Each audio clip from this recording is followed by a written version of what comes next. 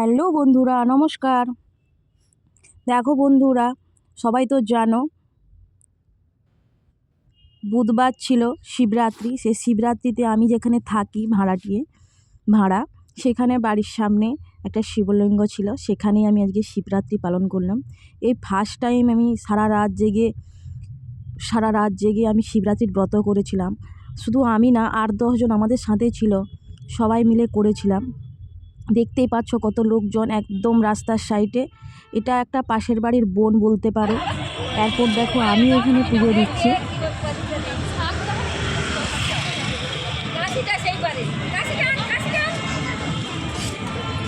দেখো একদম বাইপাসের সাইডে পুজোটা হচ্ছে আমাদের। অনেক জনই দেখতে এসেছিল দাঁড়িয়ে দাঁড়িয়ে। আর তার আগে এখানে দেখো ফল টল সব কাটা করে রাখা হয়েছিল। আর তোমরা তো সবাই সব কিছু তো জানো কী কী নিয়ম কানুন। আমি জানি না বলে আমার একটা বয়স্ক এখানে একটা দিদা ছিল, দিদা বলতে সেও ভাড়া থাকে, সে দিদা ছিল, সে বলে দিচ্ছে যে এইভাবে করতে। আমি তার জন্য সেইভাবে করছি।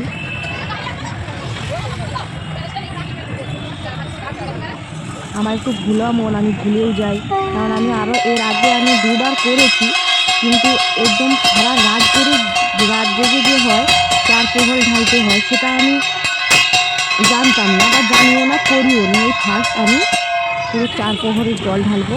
আমি 5-7 জন মিলেছিলাম। তারপরে সারা রাত জেগে আমরা এদিক করে ঘুরেছি মন্দিরে। সামনে তো মন্দির ছিল, সামনে সব মন্দির ঘুরেছি। আর দেখো তোমরা পুরোটা ঠিকঠাক করে দেখো, ঠিকঠাক করে হচ্ছে কিনা। যদি কোনো ভুল টুল থাকে তোমরা একবার কমেন্টে জানাও, তাহলে পরের বছর আমি শুধরে নেবো যে এইভাবে করতে হয়। অবশ্যই তোমরা কিন্তু একটু কমেন্ট বক্সে জানাবে, তাহলে আমার সুবিধা হয়। কারণ আমাকে ছিল যেহেতু একটা, সে আমাকে দেখিয়ে দিয়েছিল, তারপরও আমি জিজ্ঞাসা করলাম যে কোনটা করে কী করবো না করবো।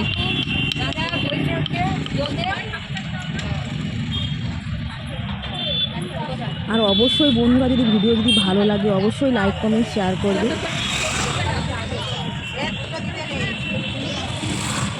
দেখতেই পাচ্ছি দিদাটাকে, ওই দিদাটাই আমাকে সব দেখিয়ে দিচ্ছিল যে কোনটার পরে কী করতে হবে।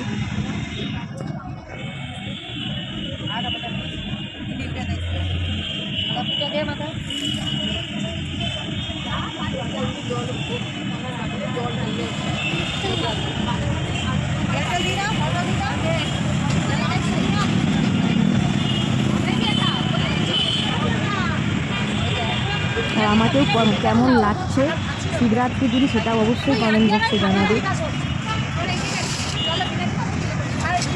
আর তোমরা কারা শিবরাত্রি করেছিলে সেটাও কমেন্ট বক্সে জানাবে।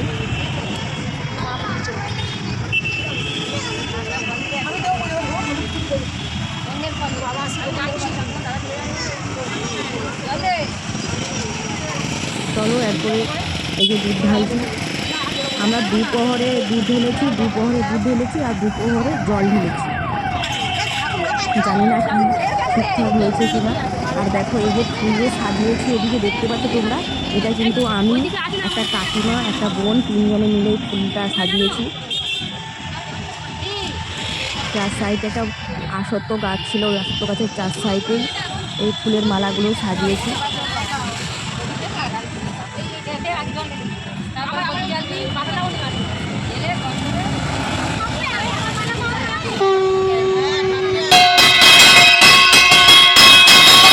পুরোহিত আসেনি, আমার নিজেরাই মন্ত্র করে ঢেলে দিয়েছিলাম।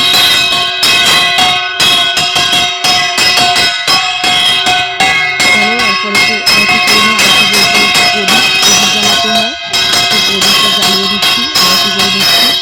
তারপরে মোমবাতি ধরাবো, তারপরে ধূপ ধরাবো। কালকে আমার ফোনে ব্যালেন্স ছিল না বলে আমি ভিডিও দিতে পারিনি, তার জন্য আজকেই দিচ্ছি। সবাই একটু কষ্ট করে ভিডিওটা আমার দেখো, লাইক কমেন্ট শেয়ার করো। আর অবশ্যই চ্যানেলটাকে সাবস্ক্রাইবার করো, যাতে নতুন আরও ভিডিও আমি তোমাদের সাথে শেয়ার করতে পারি। নতুন বন্ধুরা হলে অবশ্যই চ্যানেলটাকে সাবস্ক্রাইবার করে দেবে।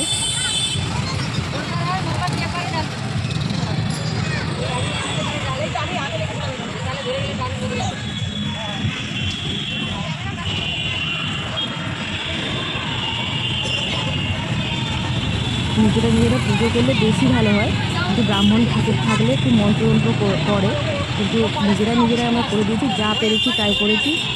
আমাদের যে কাকিমা ছিল, যে ঘর মালিক যে কাকিমা ছিল, ওই কাকিমাই বললো বামন ঠাকুরের দরকার নেই, এরকম গ্যাঁজা ধরাচ্ছে, যেটা হচ্ছেই না। গ্যাঁজা ধরিয়ে দিয়েছি ঠাকুরের, যে শিব ঠাকুরের যে মেন যে জিনিস গাঁজা, ওই গাঁজা দিয়ে দিয়েছি জ্বালিয়ে লাস্টের দিকে। সেটা আবার মনে ছিল না, আমার চন্দনও দিতে মনে ছিল না, সেটা আবার লাস্টে বলে দিল যে চন্দনটা দিয়ে। এবার চন্দনটা দিলাম, এবারে প্রণাম করে আমার পুজো শেষ হয়ে গেল।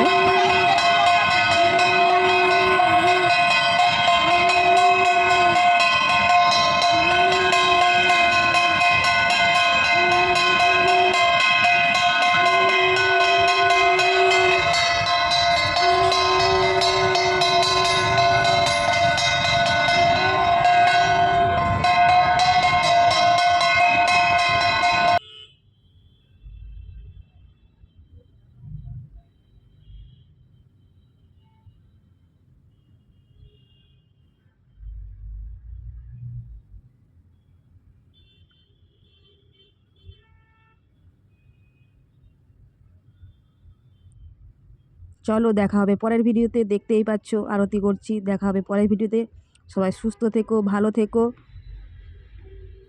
আর দেখা হবে আগামীকাল যে কোনো একটা রান্নার ভিডিও নিয়ে। টাটা, নমস্কার।